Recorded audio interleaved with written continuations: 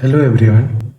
इस वीडियो में हम डिस्कस करेंगे what is generative AI, potential of AI and some of its application and impact of generative AI.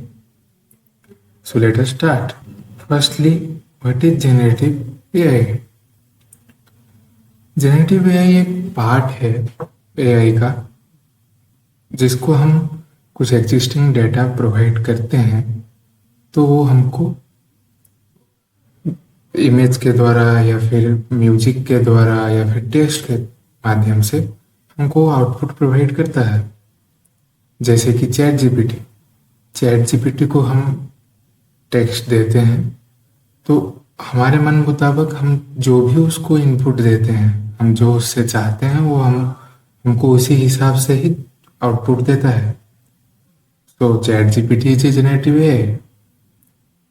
Then इसके uses क्या है? जैसे कि एक ऐसे हो या पीपीटी हो या फिर आपका कोई नोट्स हो, इसको समराइज करना या फिर शॉर्ट टेक्स्ट में कन्वर्ट करना, या फिर जैसे कि कोई कॉम्प्लेक्स कोड हो गया जो कि ह्यूमन बीइंग से नहीं हो रहा है तो वो भी जनरेटिव है, आसानी से अभी कर रहा है। देन इमेज या वीडियो क्रिएशन हो गया। आपका जो आइडिया है दिमाग में, आप अगर उसको इमेज में या वीडियो में क्रिएट करना चाहते हैं तो उसके लिए generative AI is the best option. Then सबके दिमाग में ये क्वेश्चन आता है कि जनरेटिव एआई कैसे बिल्ड होता है। तो बिल्ड होने का कुछ स्टेप्स हैं।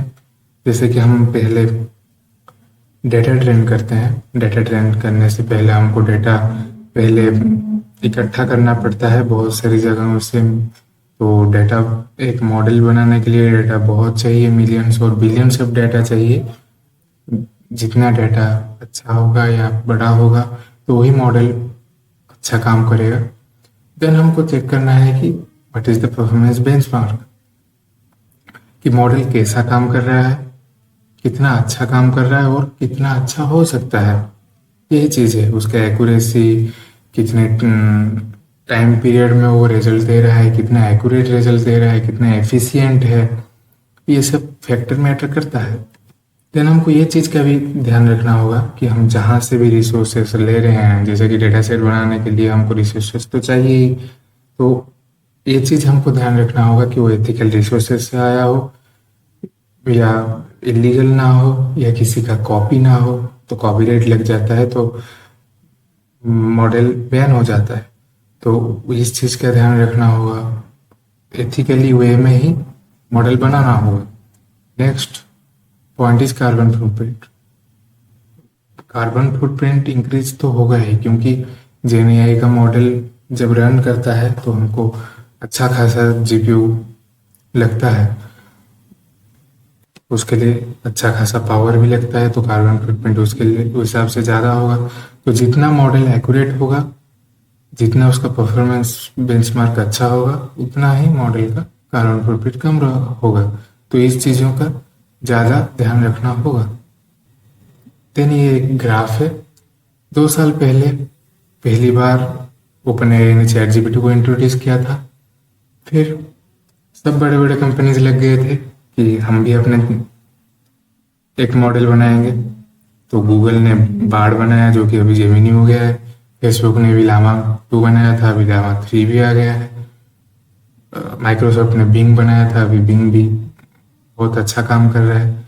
लेकिन दिक्कत यह है कि बना तो सब रहे हैं एलएलएम मॉडल या फिर जनरेटिव एआई मॉडल, आ तो बहुत रहे हैं। दिक्कत ये है कि परफॉर्मेंस पे ज़्यादा कुछ फर्क नहीं रह रहा है। जैसे कि आप अगर चैट जीपीटी को देखेंगे और माइक्रोसॉफ्ट बिंग या फिर लामा 3 में देखेंगे तो परफॉर्मेंस में ज़्यादा कुछ फर्क नहीं है। GPT-4 भी बहुत अच्छा परफॉर्म कर रहा है और उसके आसपास ही सब मॉडल रह रहे हैं। तो टाइम पीरियड कम है, मैं ये भी समझता हूँ, और फ्यूचर में और भी मॉडल्स आ जाएंगे। लेकिन मॉडल का नंबर बढ़ रहा है लेकिन परफॉर्मेंस का नंबर नहीं बढ़ रहा है। ये एक दिक्कत की बात है जो कि आने वाले समय में भी इंक्रीज हो जाएगा, I believe. Then the question arises कि ओपनएआई ने चैट जीपीटी इंट्रोड्यूस तो किया, लेकिन कैसे किया। पहला कंपनी जो था जो कि जेनेरेटिव एआई मॉडल बना के दिखाया था, तो उसने कैसे बनाया।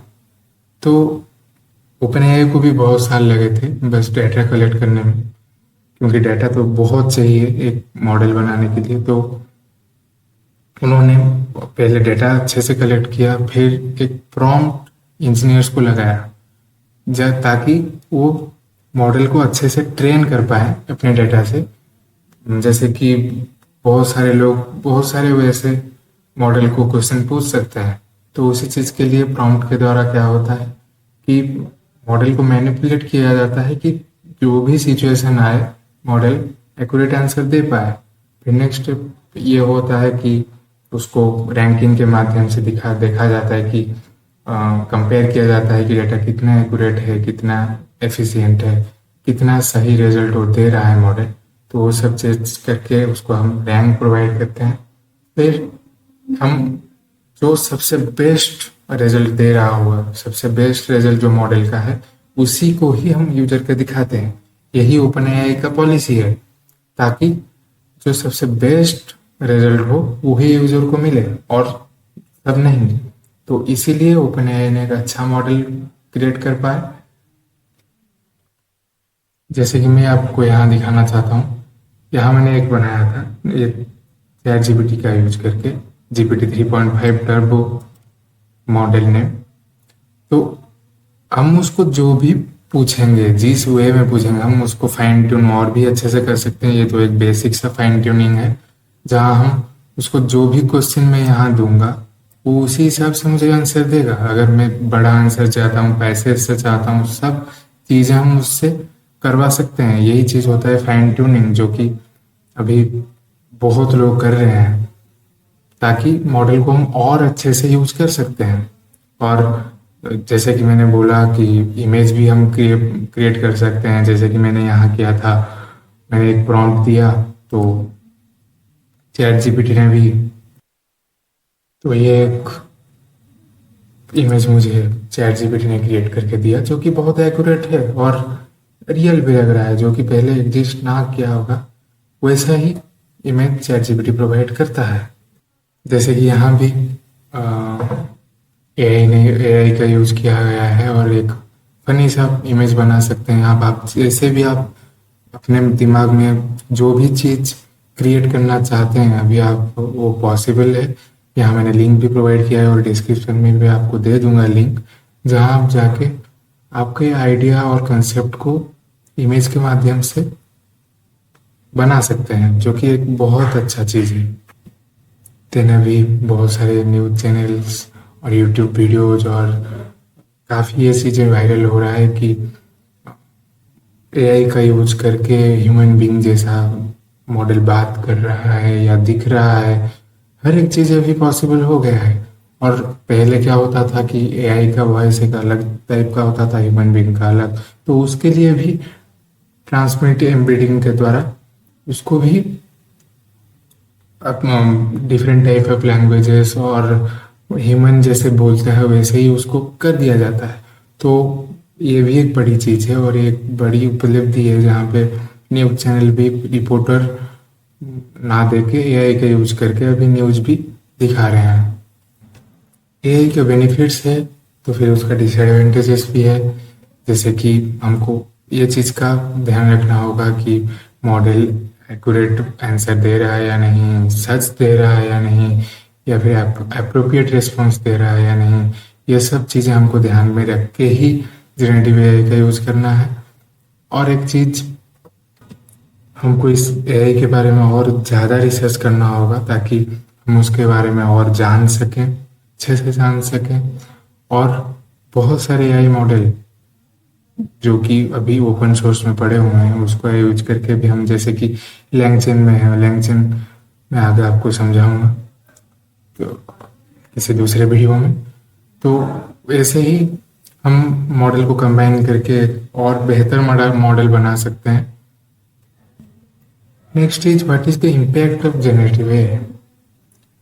इम्पैक्ट तो बहुत सारे हैं, जैसे कि हम अगर जनरेटिव एआई के सराउंडिंग में हैं तो हम एक्सपोज हो चुके हैं जनरेटिव एआई को। ये चीज़ आप क्लियर कर दीजिए कि आप जितना भी छुपेंगे लेकिन जनरेटिव एआई से आप नहीं बच सकते। आप उसका यूज आप करेंगे, उससे एक्सपोज आप होंगे ही होंगे।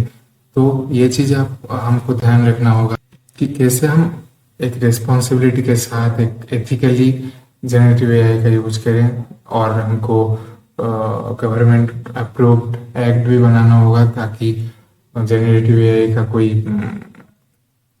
खराब यूज ना करे कंपनीज और पब्लिक भी। तो उसके लिए एक्ट और हमको लोगों को समझाना भी होगा और फ्रेमवर्क्स भी बनाना होगा कि पब्लिक और जो भी यूजर यूज कर रहा है उस मॉडल को, वो उसको खराब वे में मत यूज करे। देन ये सब लिंक मैं आपको डिस्क्रिप्शन में दे दूंगा। ये सब एक एक रिसर्च पेपर्स हैं रिलेटेड टू जनरेटिव एआई और बहुत अच्छा पॉपुलर ऑथर्स हैं जो कि जनरेटिव एआई के बारे में लिखे हैं। ये चीज़ आपको हिस्ट्री के जनरेटिव एआई के हिस्ट्री के बारे में या फिर आगे फ्यूचर क्या है जनरेटिव एआई का, आपको सब कुछ ये पढ़ के ही समझ में आ जाएगा। नेक्स्ट वीडियोज भी और इस यूट्यूब चैनल में आएंगे जिसमें मैं जनरेटिव एआई के बारे में और भी आपको समझाऊंगा। और नेक्स्ट वीडियो में आपको मैं एक प्रोजेक्ट भी मेरा दिखाऊंगा जो कि मैं जनरेटिव एआई का यूज करके ही किया था। So thanks to all, do like share and subscribe. मिलते हैं नेक्स्ट वीडियो में।